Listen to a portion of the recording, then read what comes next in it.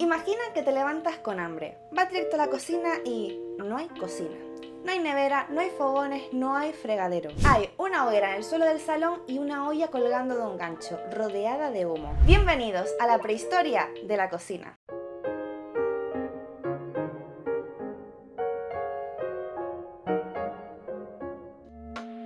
La cocina, tal y como la conocemos hoy, no existe desde siempre. De hecho, durante siglos ni siquiera era un espacio definido en la casa. Era humo, era carbón, era lo que había junto al fuego. Y pensar que ahora discutimos de si la encimera es de cuarzo o porcelánico como si nos fuera la vida en ello. Hoy vamos a hacer un viaje por la historia de la cocina. Desde el fuego prehistórico hasta las cocinas abiertas de revista, pasando por las de hierro fundido, las primeras cocinas modulares y todos los experimentos del siglo XX.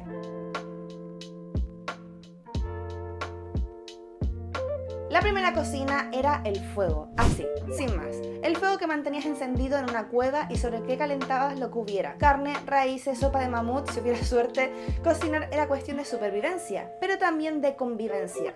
El fuego era el corazón del hogar. Durante siglos cocinar se hacía en el suelo. No había chimenea, ni salida de humo, ni campanas tractoras con luz LED. Había humo. Mucho humo. Y si respirabas eso todos los días, te arriesgabas a desarrollar enfermedades respiratorias graves, entre ellas la más temida, la tuberculosis.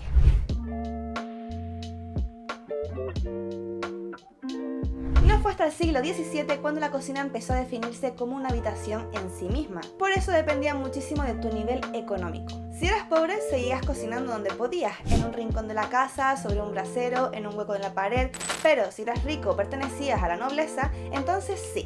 Tenías una cocina enorme, separada de las estancias principales y normalmente en la parte trasera de la casa. Ahí cocinaban los sirvientes y lo hacían con herramientas industriales de la época, como marmitas, unas ollas grandes, pesadas, generalmente metálicas, que servían para preparar comida en grandes cantidades. Imagina un caldero medieval, pero en versión doméstica aristocrática. Aparece también la cocina económica, una estructura de hierro fundido que usaba leña o carbón como combustible. Por fin se eleva el fuego del suelo y aparece una superficie sobre la que colocar los recipientes. No tenían quemadores, eran placas calientes. ¿Y esto existe todavía? Pues sí, hay casas de campo, sobre todo en zonas rurales o restauradas con estética tradicional, donde todavía hay cocinas de hierro fundido. Y ojo, no es decoración, algunas se usan de verdad, incluso calientan la casa entera si están conectadas a un sistema de agua o radiadores. Así que no es solo nostalgia, es funcionalidad brutal. El problema era el humo. Aunque algunas cocinas ya tenían chimenea, muchas no estaban bien ventiladas. Si el carbón no ardía bien o la leña era húmeda, se generaba monóxido de carbono, un gas invisible, inodoro y letal.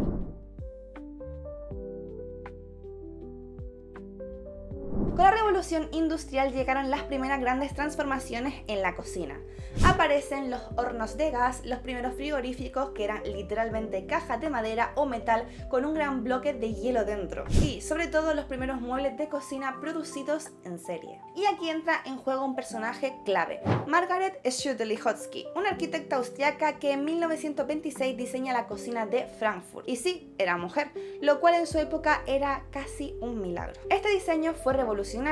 No solo era compacto, eficiente y ergonómico, también estaba pensado para optimizar el tiempo y el esfuerzo de quien cocinaba. Todo estaba a una distancia lógica. Introducía luz artificial directa, zonas de trabajo definidas, armarios superiores e inferiores, incluso un sistema de ventilación básico. Este diseño fue adoptado en miles de viviendas sociales en Alemania, convirtiéndose en el primer ejemplo de cocina moderna funcionalista. Era pequeña, sí, pero era un sistema, y ese sistema cambió para siempre la forma en la que se diseña una cocina. Después de la Segunda Guerra Mundial, el mundo entra en una especie de fiebre por reconstruir, y una de las obsesiones de la época fue la vivienda.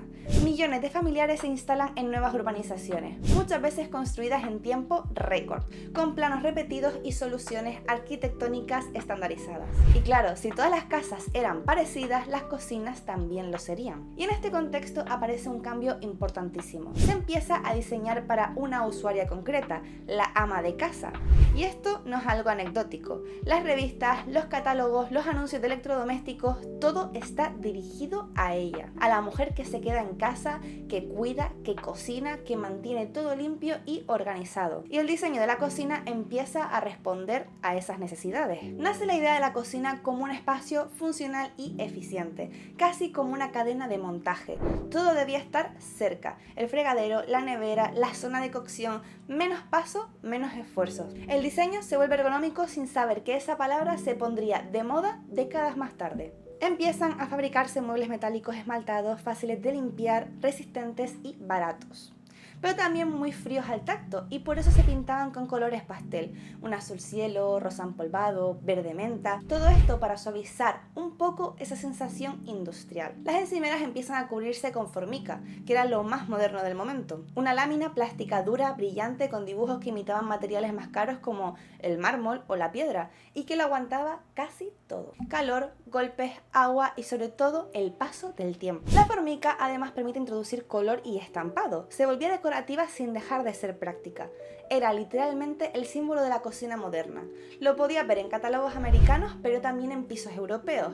Y aunque hoy nos puede parecer cutre, en aquel momento era sinónimo de sofisticación. También empiezan a verse los primeros electrodomésticos eléctricos de consumo masivo: frigoríficos con puerta cromada, cocinas eléctricas, hornos empotrados. Todo estaba pensado para facilitar la vida. Pero ojo, solo la vida de una persona, la mujer. Todo el sistema gira alrededor de ella. El diseño cumple una función, pero también refuerza un rol social. Las cocinas se convierten en una forma de demostrar estatus. Si tu cocina era moderna, organizada, limpia, con electrodomésticos nuevos, era una forma de decir que tu familia iba bien, que cumplías con tu rol, que tu casa estaba al día. Es fuerte cómo un espacio puede comunicar tanto sin que lo digamos con palabras.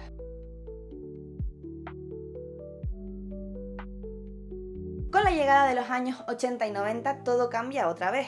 Las mujeres se incorporan al mercado laboral de forma masiva. Se habla por fin de conciliación, aunque todavía muy superficialmente. Y el tiempo en casa disminuye. Ya no se cocina como antes, ni se permanece tantas horas en la cocina. Y eso tiene un impacto directo en cómo se diseña el espacio. Las cocinas dejan de ser templos de entrega y se convierten en máquinas funcionales, más pequeñas, más racionalizadas. Los armarios llegan hasta el techo para aprovechar el espacio al máximo. Aparecen los muebles extraíbles, los especieros, los rinconeros con bandejas giratorias, todo pensado para almacenar mucho en poco espacio. Los acabados se vuelven más sobrios, predominan los tonos blancos, grises y marrones. La madera de haya clara o roble se impone como un estándar. Los tiradores cromados, las encimeras empiezan a ser estratificados, que son como una evolución de la formica, ya que son más resistentes, menos brillantes y por tanto más modernos. En muchos casos se intenta dar la sensación de orden visual. Ya no se busca tanto decorar como disimular.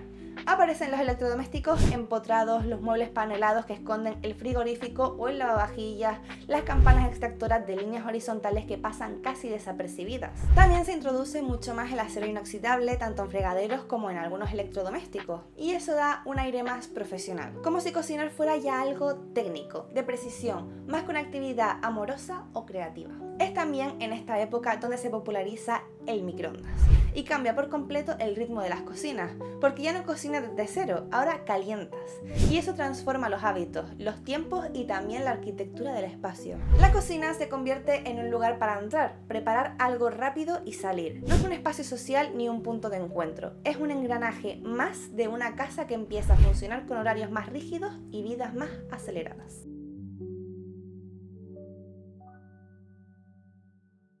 Y luego cruzamos la puerta del siglo XXI, el día de hoy. Y lo que antes era un espacio funcional casi escondido se convierte en el centro estético de la casa. Se derriban tabiques, las cocinas se integran en el salón, aparecen las islas centrales, las campanas decorativas, los focos dirigidos, las barras con taburetes altos.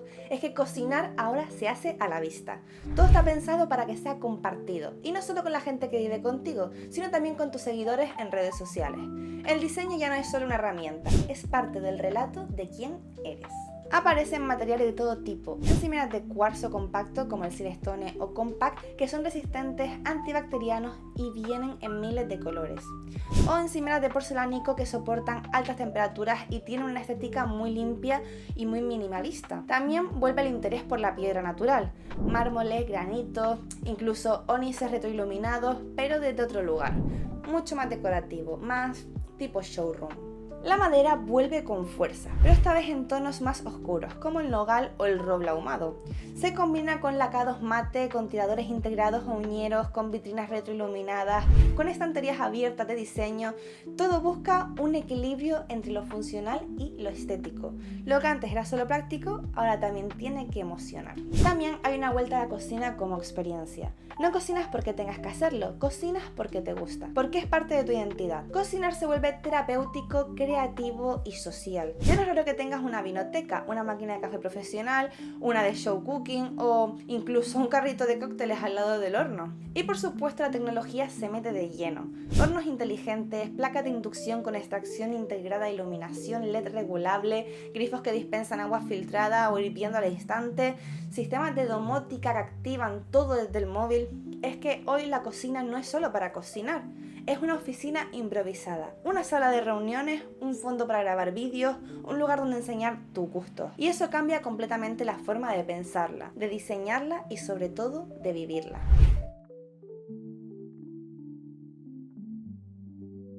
Y con todo este boom de la cocina como espacio central, como símbolo estético, empiezan también a cambiar el modo en que se diseñan.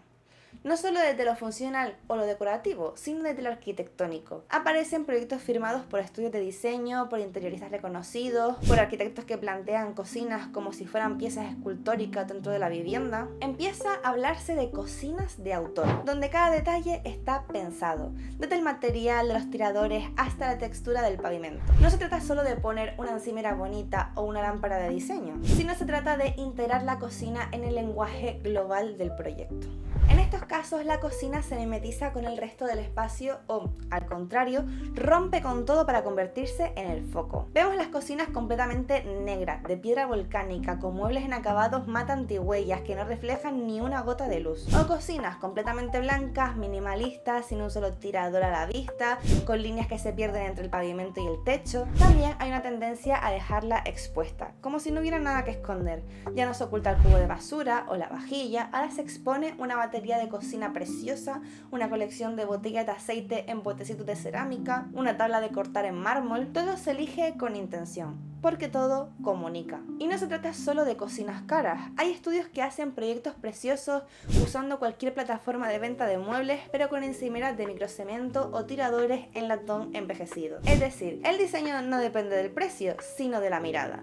Y eso ha abierto las puertas a que más gente quiera tener una cocina bonita. Pero también hay un punto contradictorio en todo esto. Mientras más espectacular es la cocina, menos se usa. Porque muchas veces se diseña para ser vista y no para ser vivida. Y entonces entramos en un juego casi teatral, donde lo importante no es si esa campana extrae bien o si la encimera aguanta los cuchillos, sino si la foto que subas a Instagram se va a ver bonita.